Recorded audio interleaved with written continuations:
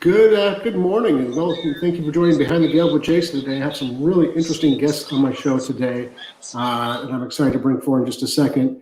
We're going to be talking to Tyler Douglas Lowe and Dr. James Bezjian about the current iteration of Monuments Men. If you have questions for our guests or for me or anything else, please go ahead and post in the comments below or anything like that. So let's see.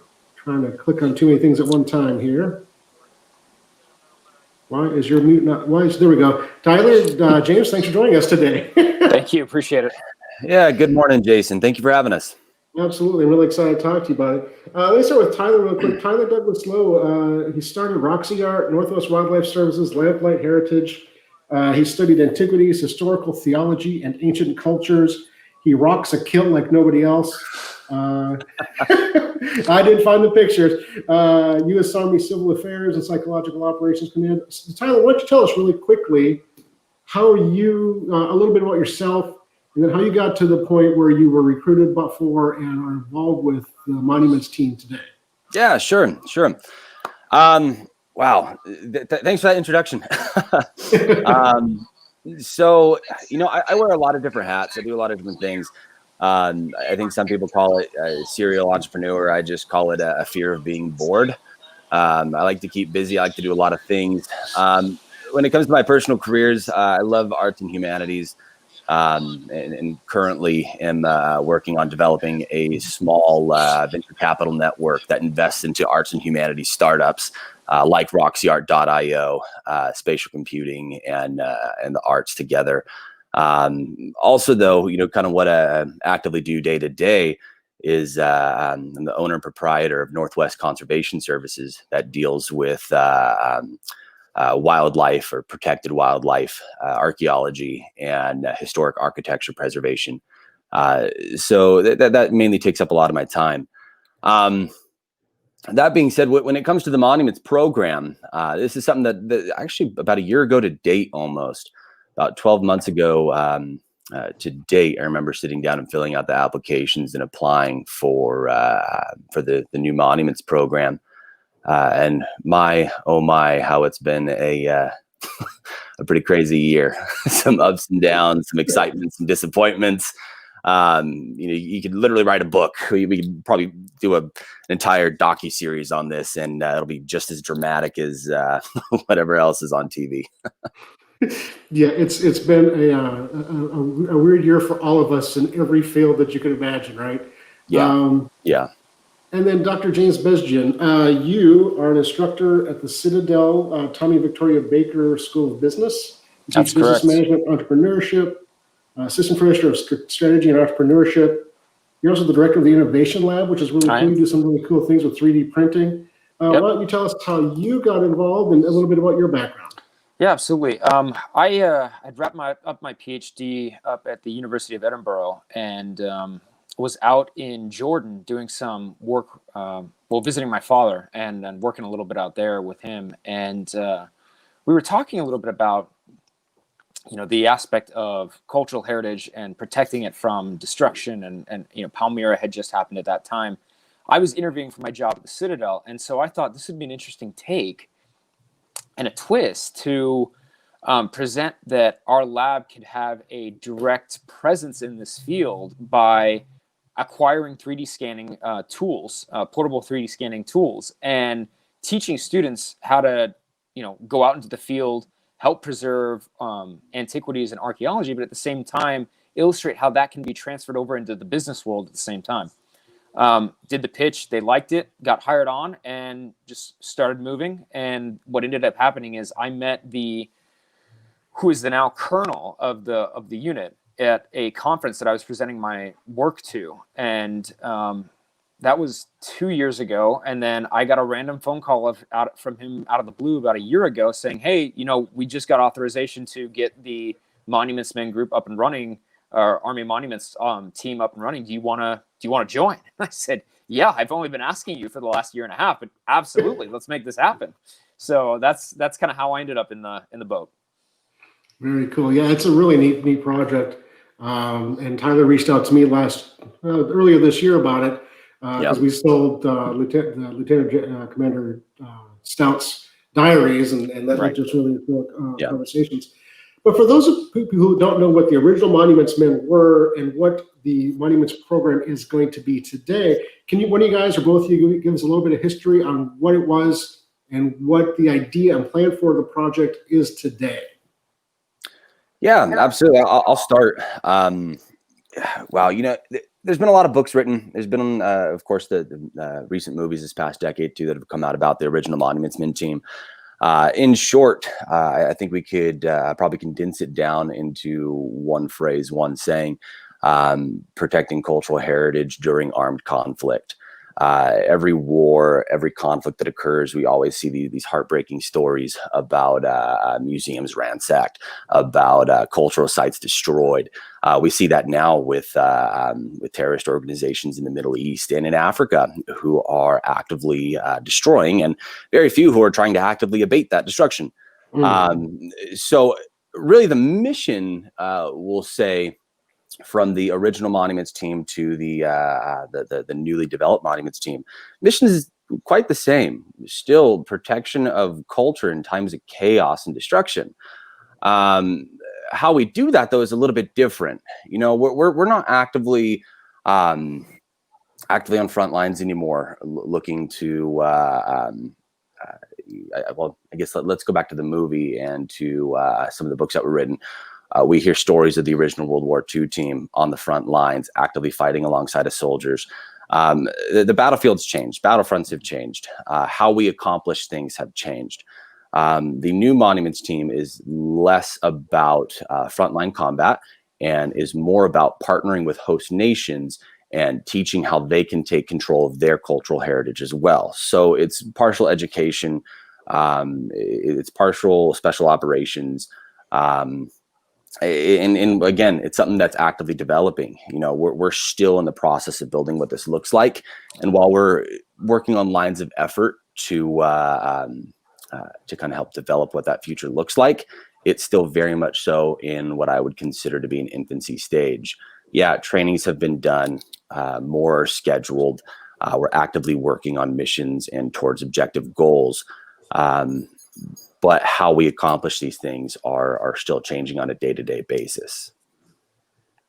Cool. James, what do you have to add about all that? Yeah, I think Tyler hit the nail right on the head. The one critical piece that I saw in this whole program was that we're going in not to fight a war, not to engage in armed conflict, but in a way prepare nations in case they ever have to engage in armed conflict or get, if things get thrown about through climate change or problems with natural weather patterns. I mean, the one aspect of the Smithsonian Cultural Rescue Initiative that has been working with us and training us on this incredible journey is that they also help institutions train and prepare for again the natural weather patterns and changes, typhoons, floodings, hurricanes, fires. Those are also aspects of destruction for cultural heritage property that can often go overlooked. Also man-made issues, poor construction, construction equipment, poor infrastructure, improper implementation of legal frameworks. All of that has a bearing on how cultural heritage items are preserved or protected.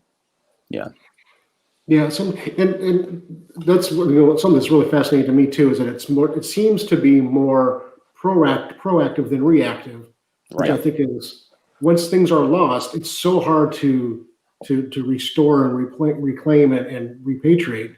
But if you can keep that from happening, you won, right? I mean, if you can keep the assets there, if you keep the cultural artifacts there. But to that point, James, you are doing some really the 3D stuff that you're doing. I saw you 3D printed a saddle and other things. Yeah. How do you guys? That seems like I would have never thought to do those kinds of things. But tell us what kind of the goal is or the idea behind all that. The idea behind it is that if you can produce a digital replication, you can never truly lose the piece. And I'll give you a great example of that. The aspect that you could, if we had taken the 3D scanning technology into places like Notre Dame Cathedral before the fire happened, right. It would be easier to stitch back pieces of the images together in virtual reality and then recreate what was already there. So when you take a 3D scan and you 3D scan an item, a building, a structure, a framework, you are essentially preserving that copy in virtual reality and allowing yourself the capability to recreate that on a small, large, or substantially larger scale.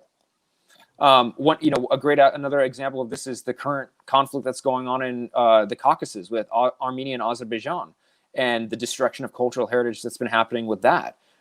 Had preemptive work been done throughout the Caucasus region or other areas, the churches, the religious sites that have been destroyed in these armed conflicts could literally be brought back to life once the conflicts are over. Albeit not to the grandeur maybe of what the original one is, but still the essence is preserved, the spirit of it.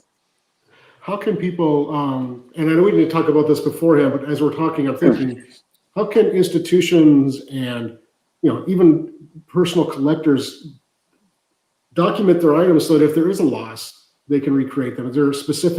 Is there technology or cameras or things like that they need to have? Or? Right. So there are technological things that they can use. Like, for instance, our university owns Artec 3D scanning, portable 3D scanners, and they come with software capability, and you're the option to preserve the image in the file. The other thing is that we've noticed that there has been a need, not necessarily at the major museums or major institutions, but more on the local level. Especially in my city of Charleston, smaller institutions throughout our region don't have the capital to document an archive like major institutions can with 3D scanning capabilities. And so, because we were given a generous donation to procure this technology and use it, we see it as a duty of ours to go into the community and help the community in whatever capacity we can by providing these services. And one example was during the COVID-19 pandemic, our local hospital here was so short of PPE, they just didn't know how to procure it. And so their design team had developed a prototype mask that they knew could work, but they didn't have the capability to scale. And our scanners and our printers in our lab were able to fulfill the need to scale to a degree. While our students were gone, we 3D printed all of these masks for the hospital, assembled them, created a makeshift assembly line, and then sent over 1,000 masks over to the hospital so that nurses, doctors, and patients could protect themselves. Yeah. That's super cool. James, I'm going to have you back on my show about this all together, because I'm on the board of a small gallery here in the Midwest in Missouri, and we wouldn't have the resources to do the things like you're talking about, but it's so vital because, insurance is for destruction. It's not for day-to-day life. And this is an insurance policy, essentially. Yeah, we had partnered with the Gibbs Museum in Charleston, which is a phenomenal art collection there. And we did a 3D scan of their famous bust called the Veiled Lady. And very cool. We did the 3D scan of it. And then students of mine in my entrepreneurship class started up their own company for brand new 3D printers that have interchangeable nozzles. First of its kind. You can interchange the filaments and interchange the nozzles and 3D print in any material that would support. And so they took the image that we created and printed it in this wonderful, beautiful plastic. And when you put the 3D printed version next to the original, they almost looked identical to one another. And so cool. In a way, this allows the museum to print off a select group to auction off to raise funds for educational programs, allowing students and kids to come in and handle the actual item without actually handling the actual item. And it brings it all to life. And so to me, that's such an important and critical piece, especially to the younger generation, because if they can't get a hold and touch and feel and use all of their senses in art and in conservation and in culture, they're not going to connect with it the way they should. Yeah, absolutely. Now that's a fascinating conversation. I will definitely have you back on to talk about that in more detail. Back to the monuments team, and Tyler, thanks for bringing on a new guest for me. Absolutely. Perfect. talked a little bit before in there about there's a lot of different aspects of the monuments team, but mainly in the cultural heritage. That's what's interesting to me. Yeah. What kind of people is the team looking for? Is the program looking for? If somebody's watching today and is interested, what kind of backgrounds do they need to have, and what are you guys looking for? I'll answer that twofold. First, I will say it is an arts and humanities based program, and therefore those who have higher education and expertise and experience in arts and humanities fields. That's the more appropriate answer. I'll now go and answer the second fold, which is I'll just tell you kind of who's on the team right now. Oh, cool. We have arts and humanities entrepreneurs. We have James, an arts and humanities professor, blending innovation and the arts. We have somebody who oversees Section 106, National Historic Registry listings for overseas U.S. assets. We have somebody who has, I believe it's 10 years of FBI black market antiquities experience. We have somebody who is, I believe, close to 10 years as well with the DIA creating no strike zones for overseas areas of operations. There's a number of people who have some pretty amazing experiences. Excuse me, 1 second. Let me put my phone off. There we go. We have some people who have some really amazing experience and who contribute quite a bit to the team as it is. That being said, that there is no cookie cutter pattern. You know, when talking about the humanities, it's very broad. There's specializations in every distinct field. So it's less about, do you fit this cookie cutter pattern? And it's more, how can you see yourself contributing to cultural preservation? Right. Is it tangible? Is it intangible? Is it cultural property in the sense of textual manuscripts, or is it in material culture? Whatever it might be. Is it song? Is it knowing the a regional calendar and special events that happen in South America? You know, it's very broad when it comes to what we're looking for. And by we, I guess I should say what USACAPOC. You know, James and I are still going through the direct commission process. It's been quite tedious. A while now, thanks to COVID. Yeah, very, very tedious. I should also mention that this is the very first time that USACAPOC, the U.S. Army Psychological Operations Command, restart that, U.S. Army Psychological Operations and Civil Affairs Command, this is the first time they've ever done direct commissions. Right. In its long history of 50, 60 years or so, this is its first time ever taking civilians who have civilian expertise and saying, we want that. We're going to direct commission you guys. So as a result of that, there's some trial and error that's happening, and let's go ahead and throw a worldwide pandemic into that too and see how it works. It's been interesting to say the least. But James and I are still in the process of going through this direct commission process, while still actively contributing to these lines of effort and helping create this viable program. James, do you have anything to add to that? Yeah, the individuals that they really look for are not, I mean, yes, we have the super specialized humanities and arts individuals, and that's extremely important for the foundation and the bedrock of the organization. But the other critical piece to this is that, can they find people that can connect the arts and the humanities with everyday life, right? So culture is not just items, and it's not just books, it's not just antiquities, it's not paintings. It is the everyday interactions of people with their constructed community, right?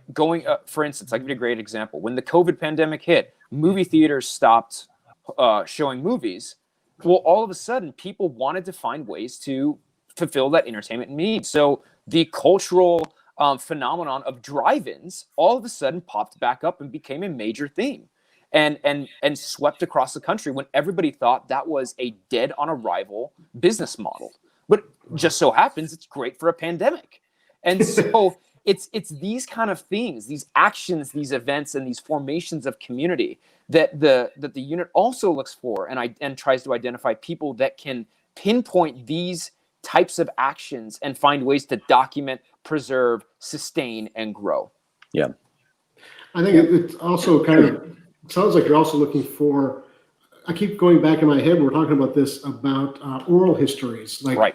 Native American people have oral histories that weren't written down for centuries, and a lot of those things are lost. And every culture has that, right? So I think that's something that it sounds like you're looking for. And then I also think it's really important, Tyler, when you mentioned this, the first time that the acronym USACAPOC, whatever it is direct commissioning people. I think that is a really loud signal to people like me who didn't serve, haven't served, that there's an opportunity to be involved, even if you don't have the military background. Hey, listen, I'm just going to say this real quick. All right. We got a 52-year-old who's never served a day in the military in his life, who's been teaching at a Bible college for the past decade or two, but has been an active archaeologist in the Middle East since 1992. Here's somebody who has an enormous amount of experience in survey and in excavation, who knows the Middle East like the back of his hand, and is direct commissioning as I believe as a major. I think so. Direct commissioning as a major at 52 years old. That doesn't happen. That stuff just doesn't happen, man. That's not particularly normal. Most people are 45 to 50 and like, hey, I'm getting out of the military. Here's somebody 52 is going in, and he's awesome. He's great at what he does and is a wonderful addition to the team. So if you guys are listening out there and you're like, hey, I might be too old for this, might want to rethink. Everybody can contribute, especially if you have that awesome expertise. Definitely something to look at. And I think, honestly, in this scenario, having more age and experience is probably more beneficial, right? Like, that person 15 years ago wouldn't be as intriguing or valuable an asset for your team as he is today. So how do people apply? If somebody's watching this and is curious, how do they apply? How do they get involved? Oh boy. Whew, big question. So I'm going to first just introduce this very briefly. The Monuments team is a part of a much larger civil affairs program that's brand new. It's called the 38 Gulf 38G program. There's a number of different, what the Army likes to call skill identifiers or jobs within this 38 Gulf program. The Monuments team in cultural and heritage preservation is one of those. There's also stuff like judiciary, I believe there's transportation, there's a number of different things, agriculture, et cetera. In order to apply for the Monuments team, you have to first go through the 38 Gulf program in general, which is headed by a Major Dale Kiyunga. I believe, Jason, you have some either slides or ways to put an email address or something. But for those of you who are at a computer or can be later, if you type in 38G/6V, 6 Victor is the Monuments team skill identifier, and then just Army. So 38G/6V Army, it'll pop up with the 38 Gulf program, and you can get emails from there. I believe there's phone numbers too. There's a way to contact recruiters. That looks right.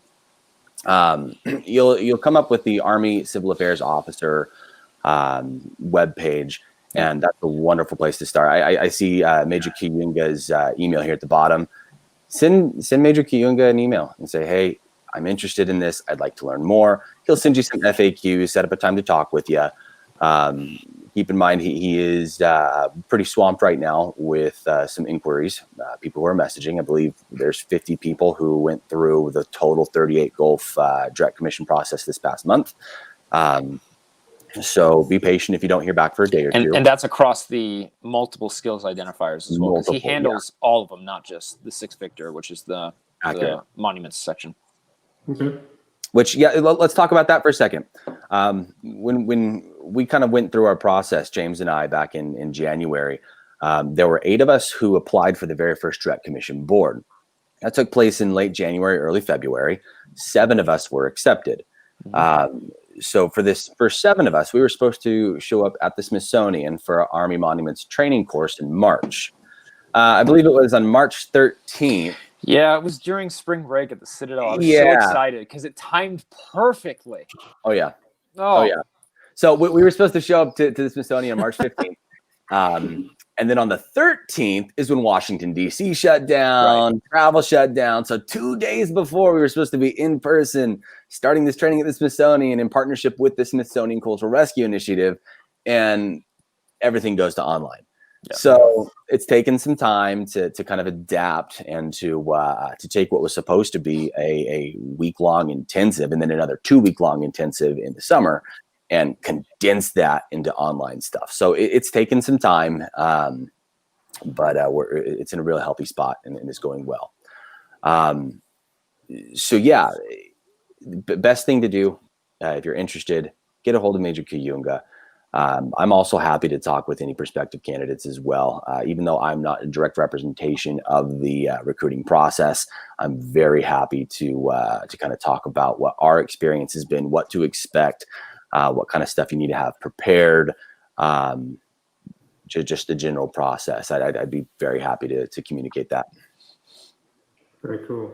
Yeah, and it's such a, Tyler, you and I have talked a couple of times over the last few months. I think it's such an interesting and wonderful program that the Army and the Smithsonian and our government has decided is worth the effort and expense, because once we lose cultural history, cultural heritage and artifacts, it's gone. It's gone. It's gone. It's gone. Yeah. And, you hear stories regularly, somewhat regularly, about things being repatriated decades or centuries later. But the reality is once it's in the secondary market or been destroyed, it's there. It's gone. Yeah. So I think it's so awesome that this has been put together. Yeah. Go ahead, Tyler.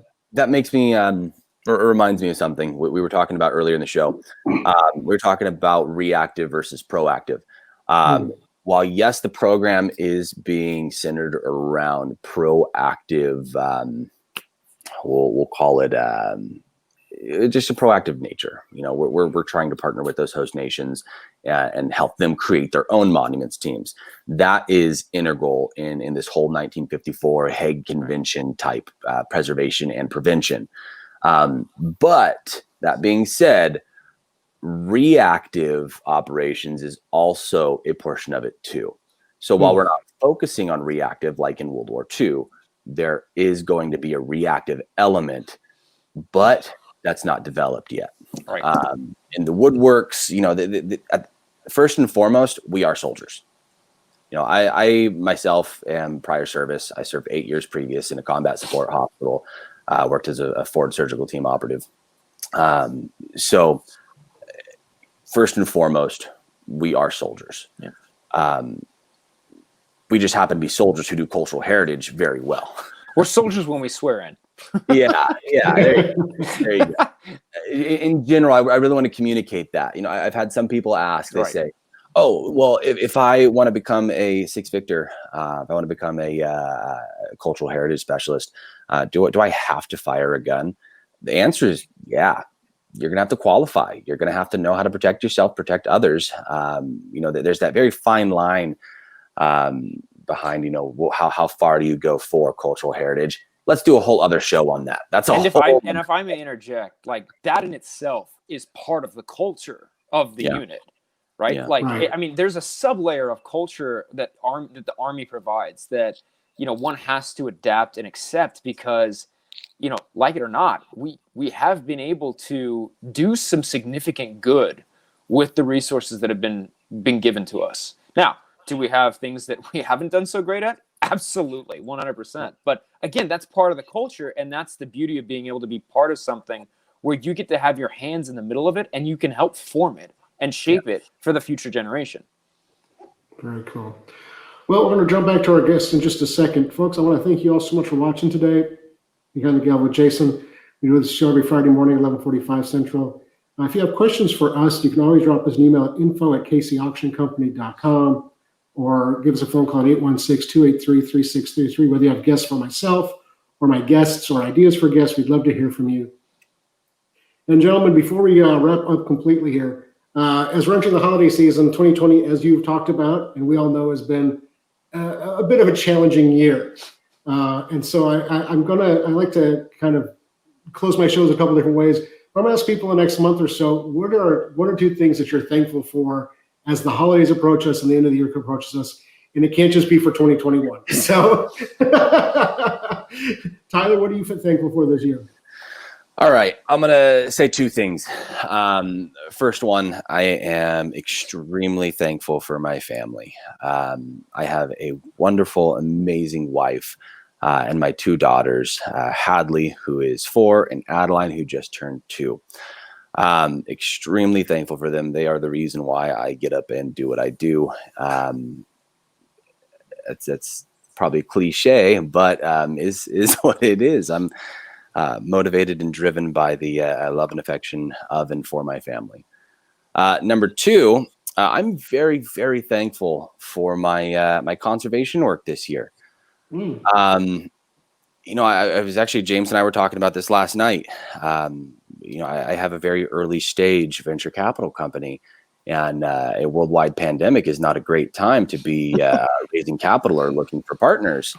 So, I'm very thankful to have developed the skills the past 6-7 years in wildlife conservation and architecture conservation, because that's something sustaining and not just for my family, but I just hired on our 3rd employee, one of which who unfortunately was furloughed due to COVID. So I'm thankful for family, and I'm thankful for viable, good, sustaining work. Congratulations on your growth in your other business. That's a great thing this year. It was unexpected, is what I'm going to say. I remember in the spring, I was like, oh man, gosh, this sucks to be trying to do any kind of venture capital work. And then, it was an unexpected, what we'll call it, pivot. That's thankfully now fueling and funding the other ventures. So I'm very, very thankful and happy about that. So those are my 2 things. That's the American way right there, brother. James, what are you thankful for this year?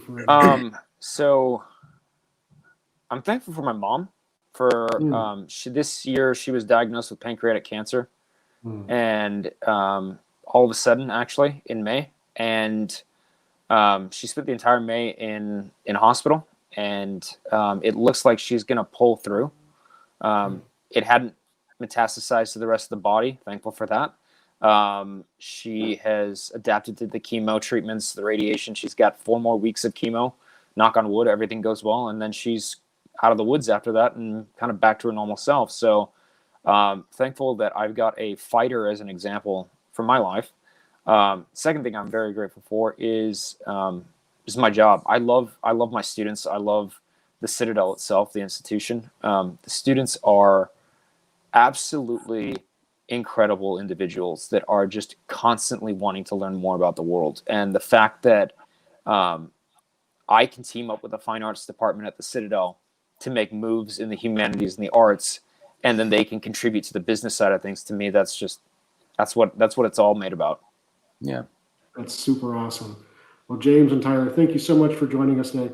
I'm thankful for guests like you. I'm thankful for my show and my business that allows me to do this every week, talk to people all over the world about anything I feel like talking about. So I'm thankful for that. I'm also thankful for my family and my staff here. So well, go ahead. I was going to say this worked out perfect. For anybody watching this show, Jason had asked me to come and do this this interview. But then yesterday, I live here in northern Idaho. I'm over here in northern Idaho, rural area.